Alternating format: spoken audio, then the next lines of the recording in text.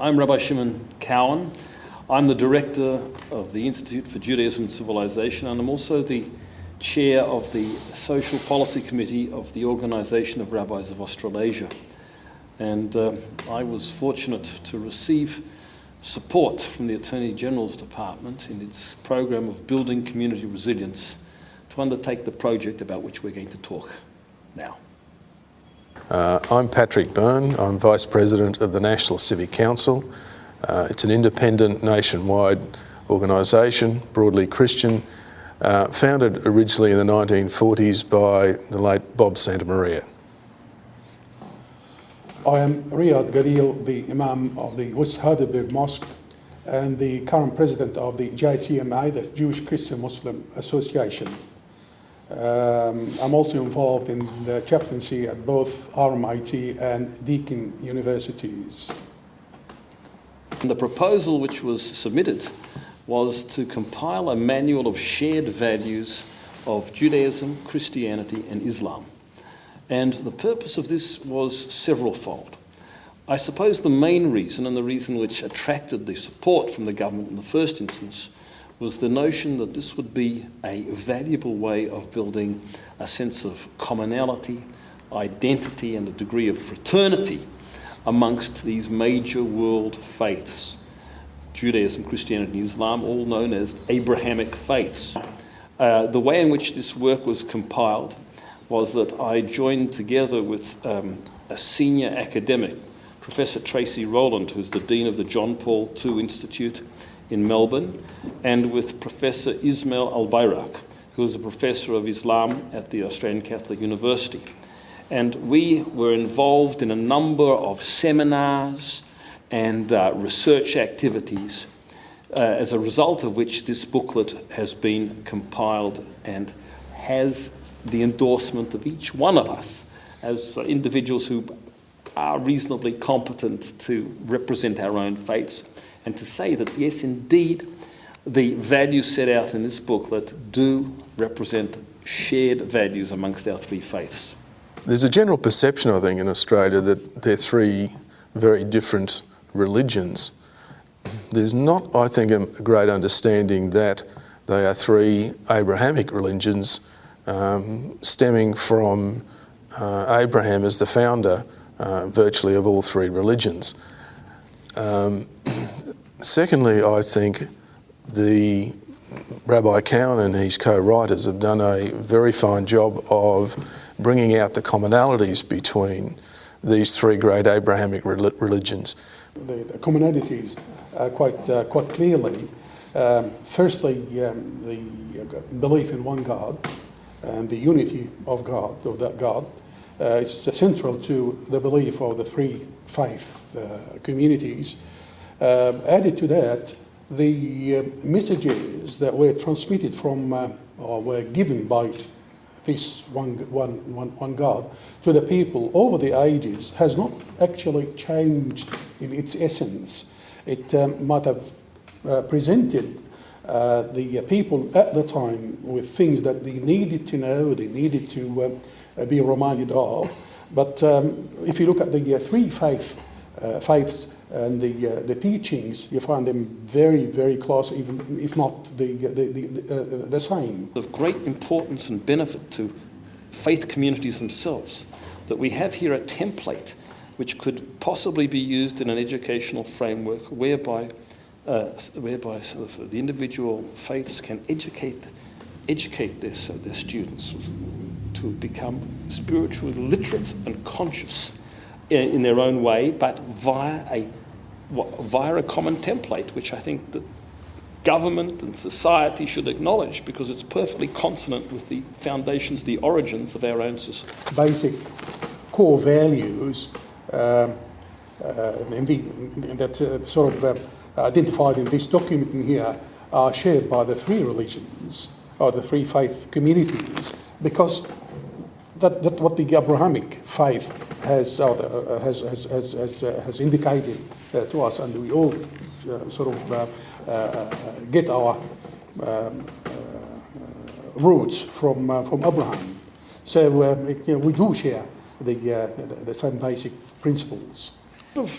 a lot of programs aimed at religious harmony have taken the view of let's hear each other's differences and let's be tolerant of each other's differences. Now that's perfectly admirable, and that's good. I think even deeper, an even deeper bond between people is when they realise how much they share in common, that they worship the same God, and that they have so many values in which they can say that they share. So I think that's very important. If you were to look at the Quran and the teachings of the Quran, you find that the Ten Commandments, for instance, star very, very centrally in the teachings and the instructions of the Quran. They're there, word for word, perhaps, as they are in the Torah. So, because of the origin of these three books or these three teachings is the same. They come from the same source. Hence, you wouldn't find many deviations or any deviations in the instruction given. The instructions are different to suit the people of the time, and the people at Moses' time are different from those at the Jesus Christ's time and Muhammad's time. So, because of the difference in time and the sophistication of the people, perhaps, and their needs and so on, so you have varying or different issues, different sort of features of the same issue. I think it's got important implications for education because many schools teach comparative religions, but oftentimes they teach the differences between religions. And really what is needed, I think, more, particularly in today's secular society that is very much lost its moral and ethical rudder, is to come back to an understanding, since most Australians still call themselves broadly associate with a religion, particularly Christianity, but also Islam and Judaism, is to come back to understand the commonality between them. And as Rabbi Cowan said, understand that there is an ethical and moral system that's extremely important for holding a civilization together and to building peace and cooperation between people of all faiths and beliefs. I think it sets down some very fine principles from which, for example, in a discussion class between Jews, Christians and Muslims, you'd find, I think, it'd be a tremendous stimulus to conversation and to a common understanding. I think that's very important. But I also hope, as mentioned before, that this will become a framework in which people can actually be, students and adults also can be more deeply conversant with the life of the Spirit, with a sophisticated spiritual consciousness, and this will also enable them as mature people to relate to these things. They'll be able to relate to themselves better. They'll be able to make their contribution to society much more articulately. As I mentioned also, this has been mentioned in this booklet, one of the most important things for society in a religious worldview is that it supplies a great motivation for ethical conduct.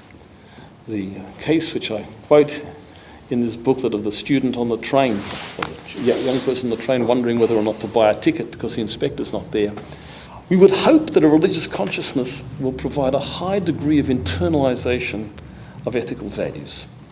So it seems to me that not only will it produce this kind of an activity, provide a unity and a communication amongst people of different faiths, it also produces better people, it produces a better society.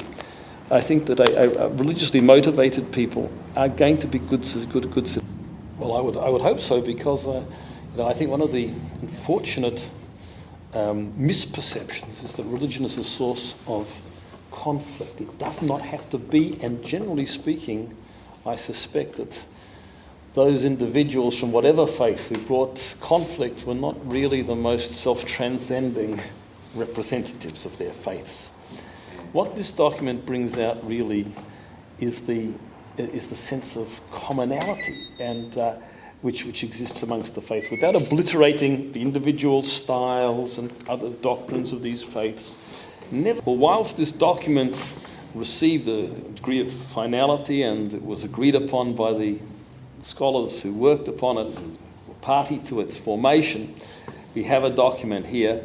Nevertheless, the methodology of its introduction is a work in progress. And the discussion which we've just had now will suggest many, many ways in which this document can perhaps find its way into our respective communities and to the society as a whole. Anyway, we invite you, all those who view this discussion, to add your own creativity to the ways in which this program, this project can become a reality. Hopefully it will come out shortly and will reach you shortly.